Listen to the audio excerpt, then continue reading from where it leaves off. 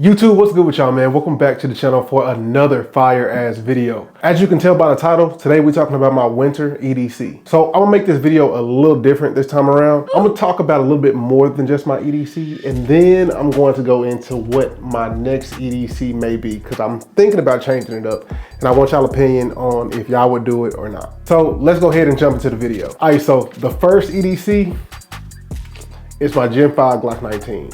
My Gen 5 Glock 19 is pretty stock and standard. The only thing that I have done to this is I have a performance Glock trigger in here, and I have a pure tungsten guide rod with a 13-pound recoil spring. This is a Zev magwell. Now, I don't know if y'all noticed, but my red dot is like missing the buttons over here. But I've actually been kind of going back and forth on changing this thing out. I know that I should, but it still works, so I'm just like, you know, like if it ain't broke, don't fix it, right? I'm thinking about going Trijicon SRO on this, like I have on my other Glock 19, the Gen 4, but I don't know, I've just been lazy if I'm gonna be honest with you. It's a pretty hefty gun for EDC outside of a full size, so it's easy to find in like a lot of clothing. For the holster, I have the Toaster holster.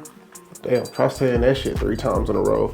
The good thing about this is this actually holds this gun as well as a Glock 17 size. So with that, I can also hold my Gen 4 Glock 19 with the Radian Ramjet on there too. So pretty much kill 2 birds with 1 stone. But this more so is just like casual wear. I would probably say hoodie or something like that.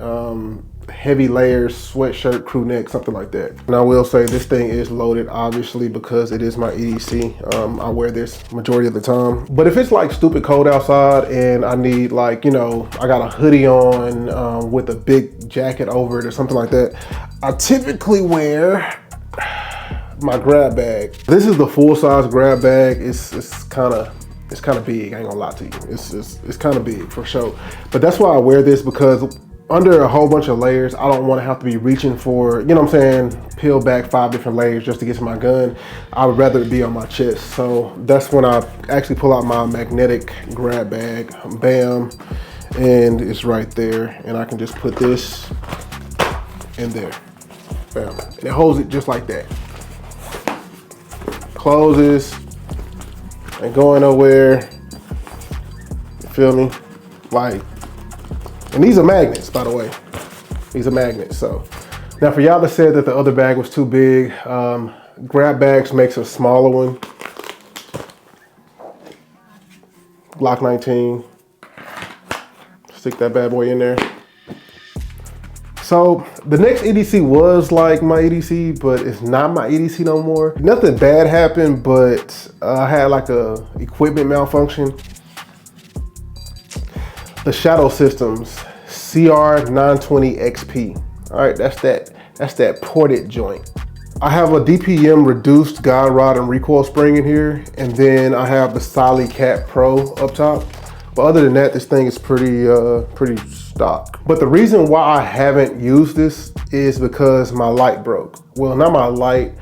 Let me rephrase that. My screw on my light broke. So basically, I'm waiting for Streamlight to send me another screw so I can put that back in here, because I'm not finna trash a whole light just because the screw broke. So the holster that I have, Toaster, again, this is that carbon fiber joint too. It's light bearing, and so it fits, but it doesn't retain it. So I actually need my light on here so that it actually clicks in place, which it don't do now. But this is typically something I would carry just because it has like a similar Glock angle on there, if not the same angle. Since it has that, that's why this is kind of like my backup. But since it's out of commission, this is my new backup. I've been running the Radian P365. So of course we got the Radian Ramjet and Afterburner for the P365. We have the back strap and the magwell, as well as the true 17 base plate. And y'all already know we got a DPM reduced guide rod and recoil spring in here too. So it helps cycle the gun because it's compensated. This has kind of been like my bittersweet moment, because in all honesty, this is like one of the flattest shooting slimline guns that is out right now. Not one of, I'm gonna honestly say this is probably the flattest shooting slimline gun out right now. The only thing I don't like about this gun is the trigger. It doesn't necessarily have a definitive wall to it. It kind of creeps a little bit and then it breaks. Let's see. Y'all see that? It creeps, then it breaks. But this has kind of been like my go-to as of right now, until I get that screw in for the shadow systems. But it's not a bad trade-off at all. It's not a bad trade-off. Now, I ain't gonna lie, I am still kind of nervous about what happened with the last Sig I done had and the rusting and stuff like that, but I haven't experienced that with this one. So I'm assuming that they fixed the problem, because if y'all remember, I ran into the rusting problem probably, I wanna say within like 30 days of having that gun, and it was brand new. So I don't have any rusting now. So I don't know if Sig changed up the coating process or what, but whatever y'all doing, keep doing it. But for the knife, I have a Cobra Tech. It's kind of like one of those spring-loaded knives. I actually got this at a gun show out here in Dallas.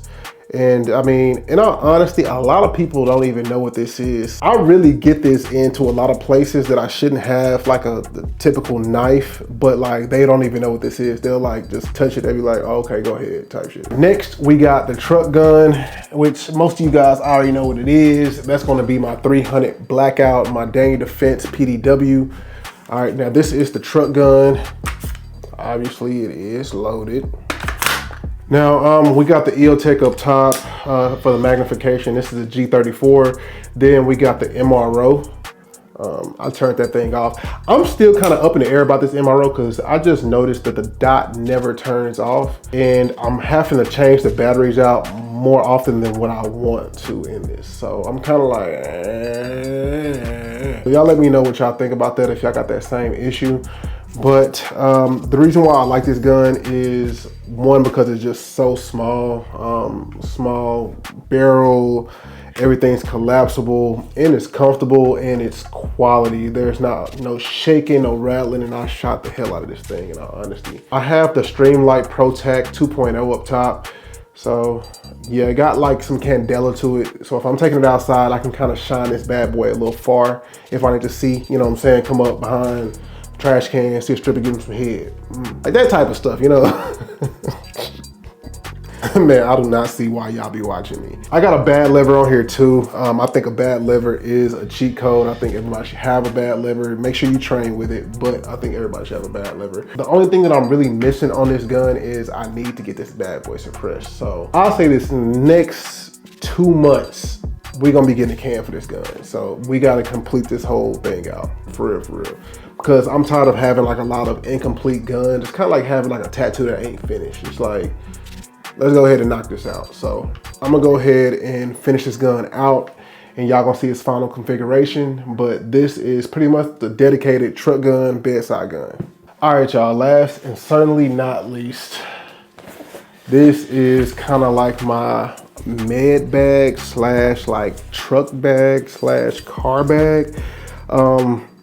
This is where I keep majority of my medical supplies and just kind of stuff that I may or may not need. A lot of y'all be getting on my ass about like not having medical, because when I did my like shit hit the fan loadout, everybody's like, oh, you don't have medical, blah, blah. I got medical, it's a gun channel, not a fucking hospital, bro. But yeah, I just decided to go ahead and show you guys this. You may have seen this before, but like I've been having this for like a while now. But I don't think I ever just kind of went over it, but I'm gonna go ahead and go through it now. But I keep most of this stuff in a bag just so I can transfer it from car to car, just so I can transfer it from car to car, like pretty easy. But the first thing that we have here is a Rhino rescue kit. This is like a lot of first aid stuff, right? This is just like your typical like going hiking first aid stuff. This ain't like no real deal Holyfield type stuff.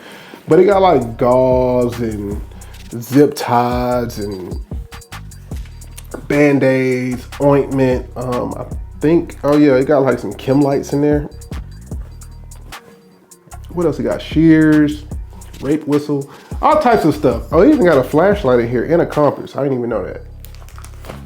Safety pins, blah, blah, blah, blah, blah. Like just typical medical stuff. Like I got a boo-boo type of medical stuff. This is just kind of like your run-of-the-mill stuff anybody can have, right? Then I have a trauma pack. Now, I can't even pronounce the name of this company, but this is like a trauma kit. Now this deals with more so like real life stuff. I ain't gonna say real life stuff. I'm gonna say like real like medical emergencies. I'm not gonna show y'all everything that's in here, but what's this thing called? When they give you, when they put it in your airway, you know what I'm saying? Do like a little pin in your airway thing. Like, this is an emergency blanket, like to make people look like they aluminum foil or whatever sitting outside. I wonder how those things like actually work. It's like the foil or like the shiny stuff in the blanket like insulate your heat, like your body heat. Y'all let me know in the comment section. Tourniquet, a trauma wound. And this is a trauma wound dressing. Here's a chest seal in here. Has gauze, compressed gauze, shears. So yeah, it got like a lot of different stuff in here. I ain't gonna go over like all of it. And I ain't gonna say I know how to use all of it, but I know how to use most of it. I think that's all that matters. I'd rather have it and not need it than need it and not have it. Or I guess in this situation, it's kind of like not knowing how to use it, but having it versus knowing how to use it and not having it. Something like that. But yeah, next thing is duct tape. Yo, you always gotta have duct tape, right? I mean, boys, y'all know what I'm talking about. I have a 300 blackout mag in here. Just an extra mag. Some lube.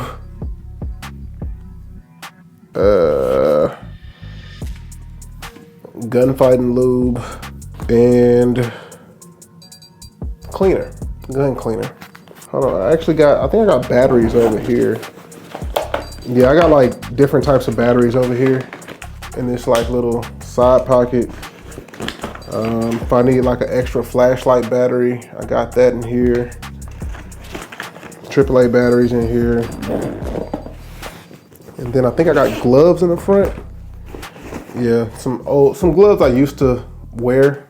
I don't wear as much anymore, but just in case. On the back side, I have another tourniquet over here. So I got technically total of 2 tourniquets. And then I just keep like a little knife on the back side. This is like a Smith & Wesson knife. So I just keep this on the back side just in case I can't find my other knife or I forget it or something like that at home. I'm always got like a knife on me. Now, I've been thinking about switching my EDC.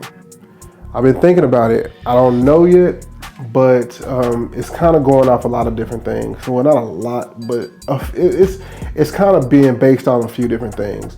One of the main things is, you know, as I do competitions and stuff like that, I've been thinking about switching to the 2011 platform. And look at that. I got 2 different, you know, double stack 1911s, 2011s, whatever, right? So I've been actually thinking about, I wouldn't EDC the staccato. That's just, my body frame ain't built like that. Like, so no, I wouldn't EDC the staccato. I would want something smaller. I would probably say like the staccato C2 or the staccato C. I would probably EDC those. But I'm thinking about moving over to the staccato for competition and stuff like that. So if I'm going to be like practicing with that grip angle and getting out of like the Glock style grip angle, then I'm probably going to incorporate that with my EDC, you know, competition, whatever, bedside gun. So y'all let me know in the comment section, what would y'all do if y'all in my shoes? Cause I don't know. Now I could start off EDCing the Bull Armory though. So I do got the Bull Armory, and it's really not that bad. I may actually train with that because I actually got some other stuff coming for y'all too. But I may actually train with the Bull Armory. I'm like talking like I ain't even got that thing right there. And that thing holds 15 plus 1. So yeah, y'all got me thinking now. I'm gonna think on it, man, and y'all let me know what y'all think in the comment section about my 2025 winter EDC. All right, if there's anything that you would add, let me know. If there's anything you would take away, let me know. If you're a Canic owner and you want to come out as gay, let me know. So I appreciate y'all for checking out this video, and I'll talk to y'all next time. Let's get it.